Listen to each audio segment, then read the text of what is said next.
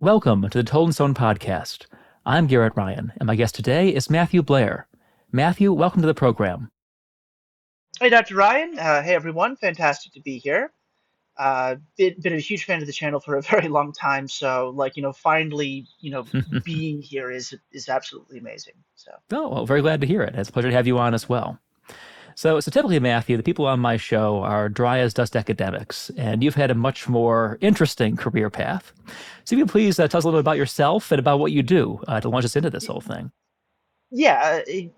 Not to say academia is necessarily dry and boring, but yeah, it's been a little bit different. Um, I do have a bachelor's, so that's about as far as I've been. But I have a bachelor's in history from Stetson University, and I've been a fan of ancient history since I knew how to read. Uh, but the reason why I'm here today is because I write comic books, or at least I aspire to write comic books for a living. Piece of advice: it's extremely difficult to get to a point where you can make a living off of it. But if you've been a fan of the YouTube channel for a while, you've probably maybe seen ads for the book I'm doing and for the book I'm talking about for this uh, podcast interview, Romanus Magicae, this one right here. So, Hmm. uh, yeah, we've got two issues out so far, and we've got a third one funding on Kickstarter. So, that's who I am and where I come from and why we're here today. Oh, well, fantastic. So to launch right into the heart of this interview, what makes comics a unique way to tell stories? All right, yeah. So, believe it or not, there's actually some debate over what a comic actually is, which seems hard to believe, but it was never really um, it was never really discussed, and it was never really formalized. If you're someone like me, there's a very sort of broad definition of what that means. I believe it's just stories told with pictures. So if you go by that very broad definition, there's a lot of things over what is a comic or what is a comic. Um, you know, you go back to like ancient history, you have like cave paintings, and then like you go to like the Egyptians, they have like these massive sort of tableaus of like Hmm. life painted on like the walls of pharaohs' tombs. But you also have things like uh, you know uh, statues and frescoes and all that stuff you would find in ancient Greece and Rome, and like these what you would see on like a medieval cathedral as well. Like these stories, instead of paper, they're told in stone, which is a fantastic way of putting things. Someone should really jump on that. Uh, but I mean the real, like what we think of comics really started really sort of kicked off with the advent of the printing press, as Hmm. most things did. And so the challenge of of telling a story back then is, how do you impart information to an audience that doesn't necessarily know how to read very well? And the answer is pictures. So you have, like, in the early days of the printing press, like early days, you have like medieval pamphleteers who would deliver news on like these sheets of cheap paper, and like they'd have pictures to explain what's going on. And then eventually what that would evolve into would be newspapers, and it started off with like editorial cartoons, which were like the big ones, Hmm. and eventually it morphed into sort of like the first sort of great age of comic books, which were newspaper strips. These really rose into popularity in like the late 1800s, especially in the United States, where you would have like Pulitzer and Hearst. They would compete to Hmm.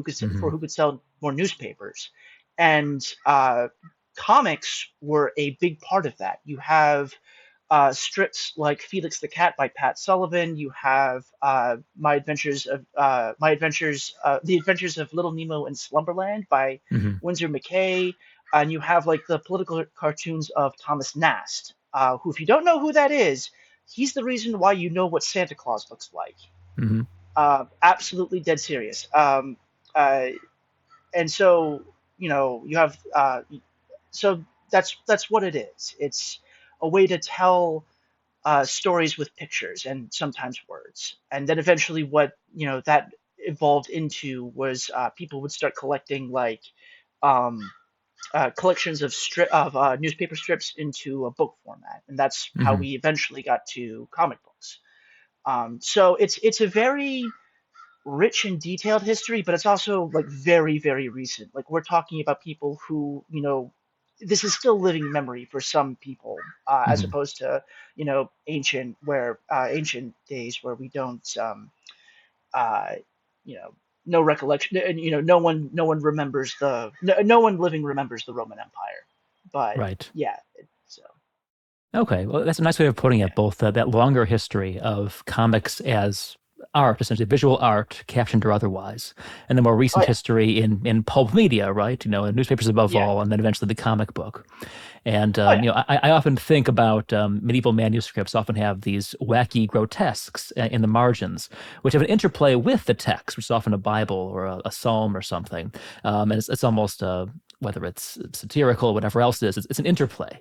And so there is a long tradition of this. But of course, comics as we know them are 100 years old, give or take, and comic books even more recent. So thinking about yeah. this recent, more narrow definition of comics as the book format we're familiar with, Mhm. um, how, to ask the very broad question first, how have comics in this form been linked to ancient history and mythology? All right. So it wasn't initially linked to the Greeks and Romans. The early comics and cartoons that we saw from the 1800s were very of their time, and they were very they were a lot more concerned with the common man. Like a lot of early cartoons were set in like the slums of New York City, so there wasn't a whole lot of room for ancient Greek and Roman mythology. Hmm. Not to say that not to say that the classics are snobbish, but historically speaking, the classics were reserved for the wealthy and powerful. Um, with that said, you see this in a lot of like political cartoons where like you have characters like Columbia and Britannia who assume like the trappings Hmm. of Greek and Roman imagery, like the dress, the helmet, the perceived ideals of what we thought the Greeks and Romans were. With that being said, probably the moment where comic books became irrevocably linked to ancient history and mythology was with superheroes. The first superhero that everyone knows is Superman, which was published in August of 1938. There were proto heroes in the pulps, like you did have like the Phantom, you had Zorro, you had Conan the Barbarian, who Hmm. had you know the names and trappings of ancient history, but like in a fantasy setting. I believe Ronnie Howard was a huge fan of Bronze Age history, but he hated like constantly having to tell people, oh, like the names of these people and like the names of this person, that sort of thing. So he changed it. So he just created his entire mythology out of his love of history, but not in history. Hmm. Um, and I think it's important to talk about superheroes when it comes to comics because like a lot of people have internalized that. Like some people call superheroes modern mythology, and I think that that does mean something and that does matter a lot. You have Superman, who is he? He's a baby cast adrift into space and sent to a foreign land that he doesn't know, where he has to, lead people. He has to lead the people of Earth to a sort of higher ideal. Like, that's the trappings of Moses, Hmm. which makes sense because the guys who created him, Jerry Siegel and Joe Shuster, were Jewish. Hmm. So like that's something that they really internalized. You have characters like Shazam, um, who it's a little complicated. Shazam was not published by DC, and he wasn't called Shazam. He was called Captain Marvel first. But it's a 15-year-old. It's a little kid who says this magic word and becomes this big, powerful hero. And like the word Shazam is actually it's an anagram. It stands for the wisdom of Solomon, the courage of Achilles, the lightning of Zeus, the strength of Atlas, and the speed of Mercury. So a child with the power of literal gods. Mhm. Um, he actually outsold Superman for a large portion of the 1940s, but there was a lawsuit because DC thought that he was a little too similar to Superman, and DC won. And uh, in the 1950s, there was a bit of a moral backlash against comics. So the publisher of Shazam, Captain Marvel, actually went out of business. And in the 60s, Marvel Comics uh, became was like, we have this character named Captain Marvel. He's named after our company, and they just got bought by our competition. So we have to make sure we have the name Marvel in order to. It's a whole thing. Um, yeah, Mhm. uh, but you also have you know ties to actual like classical literature as well. Mhm. There's a publisher called Timely Comics in the 1940s that would eventually become Marvel Comics. One of their characters is Namor the Submariner, but which doesn't really have any ties to ancient history, but he's the king of Atlantis. Ah. So yeah, so there's that. Pseudo history and crackpot archaeology has little to no place in academia, but great place in popular culture as well. If you go further in the 1960s, Timely Comics becomes Marvel Comics. Marvel Comics is helmed by Stan Lee and Jack Kirby. We all know who Stan Lee is. Jack Kirby was the artist who drew most of the characters that we know today. Um, and Jack Kirby, have you ever read a book called Chariots of the Gods? I've Or heard of it and avoided it yeah, studiously as an academic, but yes. yeah. Jack Kirby did not avoid it. He was actually a huge fan of that. Ah. So yes, if you ever saw a movie called The Eternals, don't worry if Mhm. you haven't seen it. No one did. Um, Jack Kirby was a huge fan of like the ancient aliens theory and all Mhm. that, and so you have characters like Druig, Athena, Phastos. Like, not they're not the gods directly, but you can see like little bits of it. Like Mhm. Phastos is based off of Hephaestus, all that. Um, but I promise this is getting to a point. But the big hero, the one that everyone thinks of, well, I say everyone, but like the one that is most associated with ancient Greek mythology, especially, Mhm. is Wonder Woman. Right. Um, who stop a random person on the street and be like, "Oh, superheroes of Greek mythology. Oh, Wonder Woman." Wonder Woman is weird.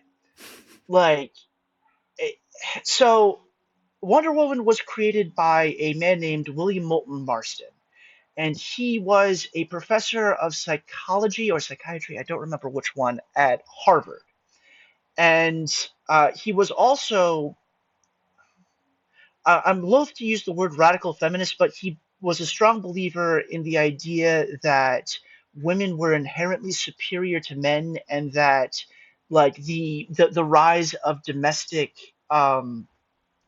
machines to make home life easier would allow women to assume their rightful place as sort of like the dominant Mm. dominant half of the species. This is the 1940s, by the way. And he's writing this. He's also the guy that created you know how when you have like the lie detectors, they put like the heartbeat monitor on Mhm. your chest. He invented that. Oh. So like Wonder Woman and the Lasso of Truth. Yeah, that's where that Ah. comes from. Interesting. Um, Okay. yeah, he was also engaged in a polyamorous relationship with his wife and one of his grad students, and he was Okay. Cool. really into BDSM, and like he did a lot of studies of like sororities and like hazing rituals. So Mm. like you know, out of this comes Wonder Woman. And if you read a lot of the early stories of her, like there's some really raunchy stuff that get like tied up a lot. Hmm. But at the same time, Wonder Woman, her mother is Hippolyta, Right.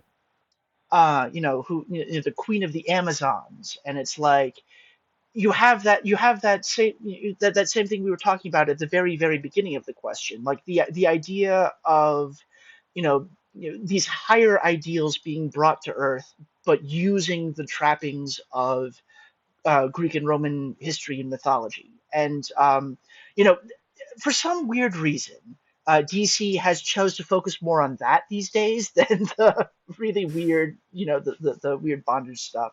Hmm. But yeah, you can see that um, in a lot of modern Wonder Woman stories, especially like in the 1980s. An artist named George Perez. I apologize if I get the names wrong. She really started taking a more of a ancient history Hmm. uh, tone in the 1980s, and especially now. A writer named Kelly Sue DeConnick, who's a fantastic lady. You should read all of her stuff. She wrote a book called Amazon Historia, which gave the Amazons a bit of a backstory, Hmm. and she firmly sets it in ancient Greece. And it's a gorgeous book, and I highly recommend it. So, Hmm. that is a very long, very meandering, very uh, concise history of sort of how Hmm. ancient mythology and especially Greek and Roman mythology Hmm. made its way into comics. Now you also have Thor, but that's Norse mythology. That's a different Right. Well, tangent. it's very interesting thinking about how the extent to which all of these things are kind of archetypes. You have kind of a hero's journey. Well, like you mentioned before, Yes. the idea of like a Moses style figure. In the case of Superman, we have this in the case of Romulus and Remus that adrift on the River Tiber, found by the wolf, suckled, raised by the shepherd, and Yeah. so on. Many other examples, Sargon of Akkad, for example. Human culture seemed to like certain patterns where, the hero is cast out. This is all Joseph Campbell, the hero's journey, all that kind of thing. Oh yeah, yeah. Uh, And like this is Campbell was doing his all his work mhm. in the '60s when all of this was being created, and Right. like yeah, they were all huge fans. And yeah, you're right. The idea of the baby being cast adrift into the river and being found is a definite archetype. They abandoned a lot of kids. They did, and historically too, kind of sadly. But anyway, thinking about the extent to which they're borrowing from Greek and Roman mythology, and it might be superficial in many cases, like in the case of Columbia, for example, who looks kind of like Athena but isn't really Athena. She just has a nice, Greek palla on and looks good with a spear. And then there's these deeper borrowings, like in the case of Wonder Woman above all, where they actually delve into the mythology, at least to the extent of recovering the names and something about how they operated in the context of classical antiquity, and bring that into a story that, though not itself ancient, has constant reference to it. Um, Yeah, yeah. and so, are there other examples besides Wonder Woman that people might not be as familiar with, for example, that you can think of off the top of your head, just out of curiosity, of this kind of Oh borrowings, whether yeah. superficial or deeper? Yeah, well, like I said, in the 1960s, Jack Kirby was a huge fan of the Ancient Aliens theory, Right. and you have the Eternals. So, like, Hmm. they're the gods come to Earth. Athena Fastos. I should have talked about that then. But you also have you also have a lot more obvious characters. So like you have the big two comic book publishers in American media, and you have DC, you have Marvel, and they've taken very different approaches. Like DC is a more direct translation, so like you have like you know the gods exist and they are above us, and then you have Marvel Comics as well. Um, Stan Lee very famously said that the Marvel universe is the universe you can see outside your window, but more so. Hmm. So like it's a lot more. Um, I want to say realistic, which I'm going to use heavy quotes here, Right. because I mean, the Fantastic Four and like weird science and Hmm. all that stuff is on full display. But at the same time, like Marvel adopted a policy of like all of the mythologies of the world, all of the the histories of the world, they're all real. They all Hmm. they all exist and they're all valid. So you have um, you have the artist sort of imposing their thoughts onto it, but you also have more direct translations as well there. Heracles is Hmm. a character who shows up in Marvel Comics. He's not you know thrust to the forefront, but he exists. I want to say I can't remember off the top of my head, but I believe he became prevalent in like the 70s when they were doing the uh, pulpy, schlocky movies from like the 70s, like Hercules fights the mole people or something Oh like that. yes. Yeah. So like Marvel being the shameless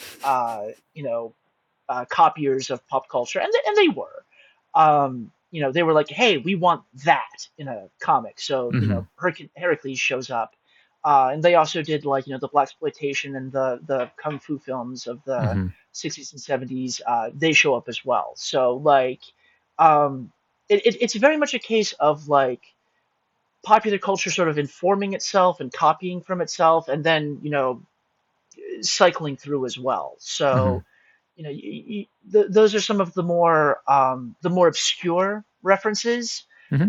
but they still exist, and they're all very interesting. And like you have these artists and these creators taking not only the established mythology but the established um, continuity of the books. Hmm. Like we're at a point where we have enough history and continuity in the comics for the creators to borrow from that and Hmm. bring their own influences in. So it's a soup, and you Right. have all these people adding all this cool stuff. So that's Well, what that is. well, soup is delicious, so there's Yeah. that. It's funny, we were talking just now, I was thinking about Roman history. And when the Romans began writing their history, it was rather late in the game. It was well after they had an empire, and many centuries after the Greeks had been writing their own history and their own myths down. As the Romans step into this world, it has a very rich literary tradition, and they borrow pretty shamelessly from every aspect of it. Oh yeah. They have like four different foundation myths, kind of borrowed from different people. They have different variants of the foundation myth, which they then refer to again and again, in different ways. Even their early history is more or less cobbled together from wistful thinking and, again, kind of this mythologizing of their own origins. And so I guess every people is guilty of this to some degree, but kind of think almost in the comic book style of continuities and alternate universes that can kind of Oh coexist if you yeah. want to create a certain kind of soup. And you Yeah. mentioned And before how the creators of Superman were borrowing both from the Bible stories as well as kind of Greek mythology, other influences. So besides Greco-Roman myth, what other cultures have been mined most heavily by creators of comics in the last, say, 50, 60 years? what some of the biggest influences are Norse mythology, like right off the top of the head. Um, Marvel has Thor, which is not exactly a one-to-one translation of like the Edda and the Prose Edda, Hmm. but um, eventually Marvel created their own cosmology with like Asgard and the gods and all that. Um, and more recently, there's been a effort to sort of accommodate some other stuff as well. There's a publisher called Graphic India. Hmm. They did this is about a decade ago. They did a graphic adaptation of the Mahabharat, and I'm butchering the name. I apologize. Um, Hmm. but bringing that into comics, and Hmm. if you move away from sort of Western mythology as well, then you go into like manga in Japan, which is absolutely Hmm. huge. But yeah, you have like the adaptations of um, Journey to the West. If Oh you're a yeah. fan of Dragon Ball Z, you know Journey to the West. But Toriyama made it. gave it a sci-fi twist as well. So Hmm. yeah, a lot of Norse mythology, a lot of Japanese folk tales, and a lot of East Asian work, and now we're moving into sort of like Indian mythology and some African folk tales as well. So it's you know a global tableau for a global world, Hmm. and there's that's what's happening. So. Well, that's very interesting. I wonder if, in many ways, the Greeks and Romans, the heroes especially, the mythology, was just low-hanging fruit. It was what everybody knew, and so it Oh was both yeah, yeah. familiar to the audiences and to the writers. They could mine from it extensively, and there was just a lot to borrow from. Oh, Um, absolutely. And I mean, oh yeah, like, Heracles and Theseus and like they were basically superheroes to begin with. right. Like, and you know, what is a superhero? Well, that's a question of some debate, but like, the idea of like the um the problems that people face, the issues of the day, and like it's a you know the, what the hero does sort of is they confront these problems and they deal with them in this overblown dramatic way, and as a result, like Hmm. there's a story, there's a moral, and there's like information imparted on that. Like the example I like to use, and the example I hear of is like when Heracles was fighting like the Hydra, like it's sort of a metaphor for the Greeks trying to control like rivers and water sources, and like what hap- what, what's he doing, like he cuts off one head, he blocks you block one river, like you create two more, Hmm. sort of that sort of thing. So how do you deal with how do you deal with the issues of the day? And like you see that with like the first appearance of Superman, who is an absolute prick in his first appearance. Like he is not a nice person. Like he like within the span of a few pages, he stops he stops the execution of a wrongfully convicted man. He brutally assaults a person a wife beater, and my personal favorite, he goes to like he runs over to Washington D.C., grabs a corrupt politician by the scruff of the neck, and basically holds him out over the window until the man agrees to start doing his job. Dead serious. Like, yeah, no, All right. the yeah. There's also a moment. There's also a moment in a later issue where he demolishes, poorly subsidized. He demolishes a project housing block in order Okay. to force the government to build better housing for the Hmm. poor and needy. So, like, that's also a thing. So, they are they truly do stand for truth and justice. So, and Hmm. like you have that as well with the heroes. So you're right. It's a very rich and very low hanging fruit for people to crib from. One thing before we go on, as we were talking here, I was thinking that in many ways, Alexander the Great is a superhero, as he's portrayed later on in historiography, who, of course, has these actual accomplishments, which are incredible, before he's 32, conquering the known world. But later on, there are more and more sensational versions of his history, the Alexander Romance, it's called, where he like fights giant scorpions, he goes off and marries exotic queens, and he really does become this superhuman figure in the Middle Ages, even in many different cultures, from the Far East, or rather the Middle East, all the way through Western Europe.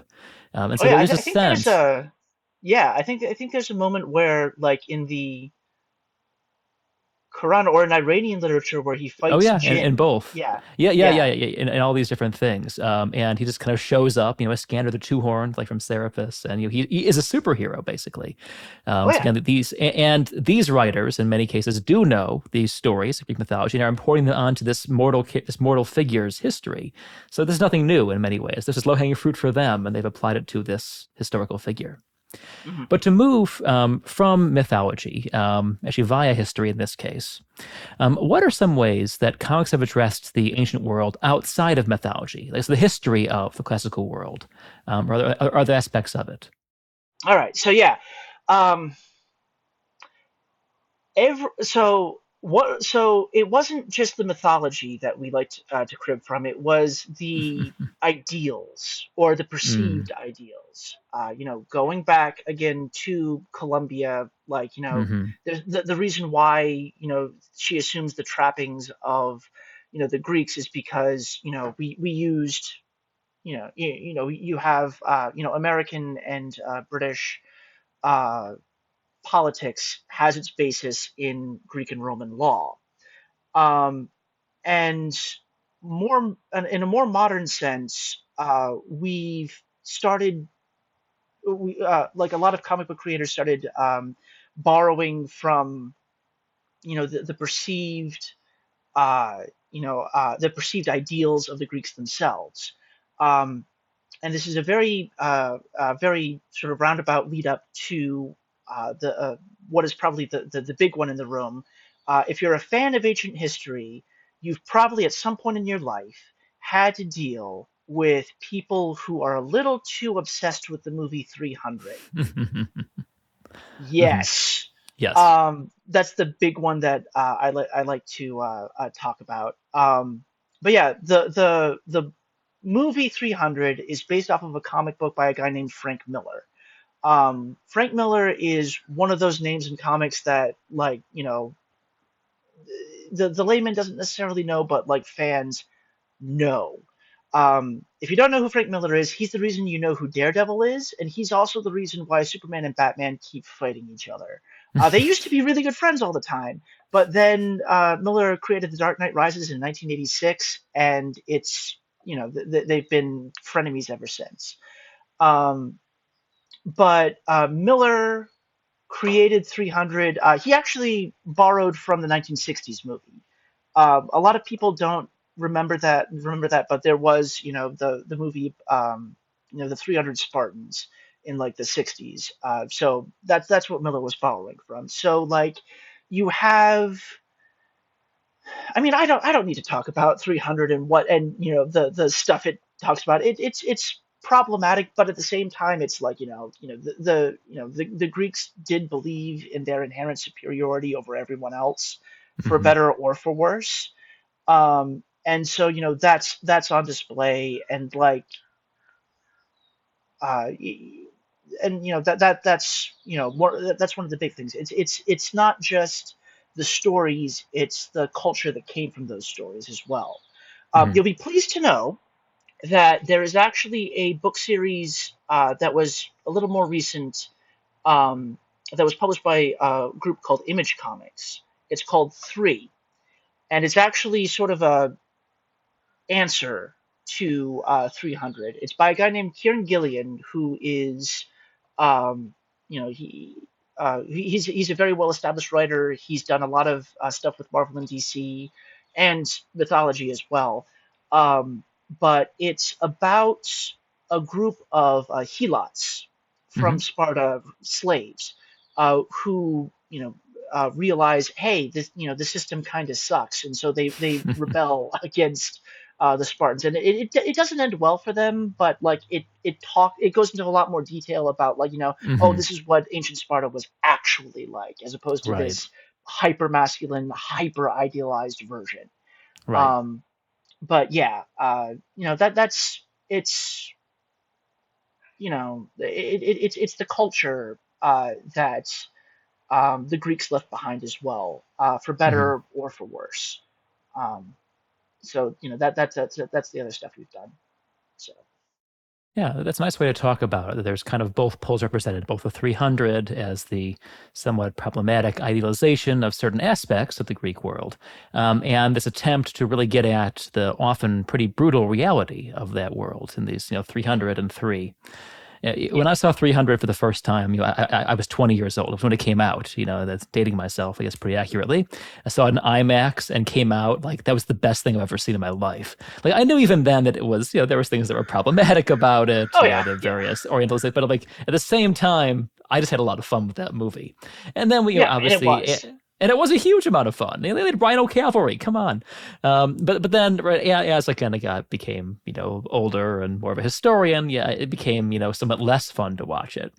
But obviously, there's always these poles of enjoyment and historical responsibility and entertainment about ancient history, and Yeah. something that even Did, someone did, like did you Aeneas get a chance to represents. see the did you see the sequel? I did not. I'd heard interesting things about the sequel. Yeah, it's like it literally starts off with the line like it's actually set uh it's set before Hmm. the Battle of Thermopylae. It starts with the Battle of Marathon, and then it runs like concurrently as well. It's about Themistocles, and it culminates at the Battle of Salamis. Yeah, yeah. Um, and like it opens with a line, Darius, annoyed by the notions of Greek democracy, invades Greece. It's like that's not what happened. That's not what happened Yeah, at no. all. Hmm. But it's actually a lot more nuanced than the original 300. Like Themistocles actually talks about like how he thinks like Leonidas and the 300 going off to die is stupid, but it's Hmm. useful. So and like they also have Ava Green as Artemisia. She's Oh, yes. fantastic. Hmm. Oh my God, she just like she owns the movie in like in the most extreme and hilarious kind of way, and it's really like she's great. Hmm. But yeah, no, like it's a sequel that sort of comments on its source material in a very interesting way. Hmm. It was also based off of another graphic novel that Frank Miller did, but it's not as popular and not as famous. Hmm. They also come off. They also creates this fiction that Xerxes was tricked into invading Greece, and that he's actually sort of um, he's not the god king he thinks he is, but like Hmm. it's actually pretty good, and it's Yeah. interesting, and I would recommend giving it a shot. All right. But Well, yes. Some that's Saturday night, who knows? yeah, But yeah, well, nuance is good, right? And in comics and in other media, and it's good to yeah. see the kind of approach it there at least. Um, how about Roman history? Out of curiosity, are you aware of many treatments in comics of Roman history? Uh, yeah. Well, okay. So, Hmm. so when we're we've been talking for this podcast mostly about American comics and American comic book culture. Oh, right. There is an entire world of comics and fiction out there that isn't here. Hmm. The two other big ones are Japan Right. manga. That's pretty big.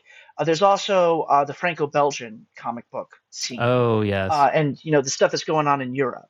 And Hmm. again, like fans of comics and fans of ancient history are probably like champing at the bit. Hmm. Yes, I'm going to talk about Asterix and Obelix now. There's Asterix and Obelix, which is it's a French comic book series that was first published in the 1960s. I am going to butcher the names of the creators. Um, uh, Rene Gesunet, or Hmm. I don't know how to. My French is terrible. And Alberto Uderzo Hmm. are the people that created it. And it's very French, but it's very much set in ancient Rome. It's about a like the last holdout of Gaulish culture against the Romans. And like the only reason why this village is able to hold out is because the village druid knows how to brew this potion that gives the user super strength. And so it's the various adventures of the village warrior Asterix and his good friend Obelix as they go on, adventures all across the ancient world. Hmm. Um, Julius Caesar's there. Brutus is there. There's a story where they go off to ancient India. Cleopatra shows there. One of my favorites is Asterix and Cleopatra. They make so many jokes about her nose. It's yeah, Hmm. that's there. So like that's the big one. Um, it's one of the best selling comic books of all time. And Oh, yeah. so like it yeah, and so uh, that's it takes like actual like history and like adds a satirical twist to it. There's another story, I think Obelix and Company, where a character who is very clearly based off of Jacques Chirac, from Hmm. French politics, shows up, and he's basically just like, it's like capitalism, but like it's a satirical version of capitalism. Hmm. It's great. I love it. Um, and you would think that it would just be limited, that ancient Rome would be limited to like, Europe and America. But here's the thing. There is a manga, and I'm dead serious. It was published in 2008. It's called Roma Thermae. It's Oh, hmm. written by a woman named Mari Yamazaki, and it is. Have you heard of it? I've heard of the TV show that was Yes. based on Yeah. it. Yes. It it was a comic, Hmm. and it was also a live action movie, and it's an anime. It's on Oh, Netflix, I think. If you can, I think you can still see it. oh. Hmm. But yeah, it the idea is there is a architect in ancient Rome, uh, who is tasked by the Emperor Hadrian to build a magnificent bathhouse, and he's absolutely suffering for ideas, and he gets sucked into a portal to modern day Japan, where he sees like modern Japanese bathhouses, and then he goes back and Hmm. he implements these ideas, and it is so weird, but it's so interesting, and it's like I love it. Like it's one of those wild and crazy ideas that Hmm. it shouldn't work, and yet somehow it does. And it was popular enough to get a live action movie and an anime, so Yeah. it really did seem to resonate. Yeah, in the anime, that's that what Romani, Thermi, Novi, whatever it was, Yeah, some combination of those words. And I watched a couple episodes at my video editor's recommendation, and I liked at the end they had that the creator would come on this like a informative documentary bit about Japanese yeah. onsen, like, and here's how it works in Japan. Like it was very kind of a fun little Didn't know that. addition to, yeah, it was kind of this oddball combination of things, but anyway, so obviously a huge variety of adaptations and forays, I guess, into Roman history from different cultures. Absolutely. So for our final question, what do you think the future holds for comics based in or around ancient history? Yeah. So I think what's happening now is we had sort of like the broad big ideas, the broad the gods have been brought in. Hmm. But I think, and like we've also had like the broad strokes of like the history and the culture being brought in as well. And I Hmm. think what's happening now is we have an entire generation of creators who grew up with this. Hmm. Um, you know, the classics may have been snobbish 150 years ago, but they're a lot less snobbish now. Hmm. And there are, there's this um, sense of popular enjoyment as well. Like Hmm. this isn't for uh, you know uh, rich college kids. This is for everyone, and there's enough of Hmm. it that's common knowledge where people can be like, oh, like this exists, but like let's give it a twist, and like let's make it Hmm. let's make it adapt to our ideals. One of the big uh, stories that's been published in recent years is there's a comic strip called Lore Olympus. It got Hmm. published online, became insanely popular, and now it's being brought into print. What that is, it's a modern retelling of Persephone and Hades. Hmm. Uh, but like there's this movement where like people are like really sort of examining the relationship, and like you know it's not for me to comment on how appropriate that event Hmm. was, but there are people who are like, well, what if we made it so that Persephone and Hades don't hate each other? Like, what if it was actually a loving and caring relationship? Let's explore that. Hmm. So the idea of taking these trappings and taking these ideas and taking these themes and sort of making it our own. Hmm. Putting our own spin on it, like the Romans did with the Greeks, Hmm. like our great great grandparents did uh, with the law and with the culture and law and the culture and Hmm. what we're doing with our personal feelings and ideas. And also, if you'll permit me to toot my own horn, going back to my book, But of course. available on Kickstarter now. Um, the reason why I wrote it is because I, as someone who grew up in this, and as someone who enjoys studying it, even though my Latin and Greek are terrible, um, one of the things I've noticed is that the way we view uh, ancient Greece and Rome in popular culture is very narrow. Hmm. Um, Whenever we have a movie or whenever we have a TV show, it's always the same people, the same themes, the same ideas on power and control, and that's great. That's awesome. But it's like, come on, guys. There was more to this than more to this than Julius Caesar. Hmm. Um, so a big reason why I wrote this comic and a big reason why I love the Told and Stone YouTube channel is because it takes a step back and it looks at oh, let's look at like the mundane small stuff. Like, what was it like to go to the dentist? You know, Hmm. yeah, how did the Romans take care of their trash? How did a Roman feast work? How did everyday life work as well? So there's so basically in summation, what I'm saying is that we're the way our relationship with the classics is starting to change, Hmm. and we're making it our own, and we're bringing it into the modern day, and we're sort of using it to communicate our thoughts and our ideals of how things are, and how we think the world should be. Hmm. So, and that's starting to show up in comics as well.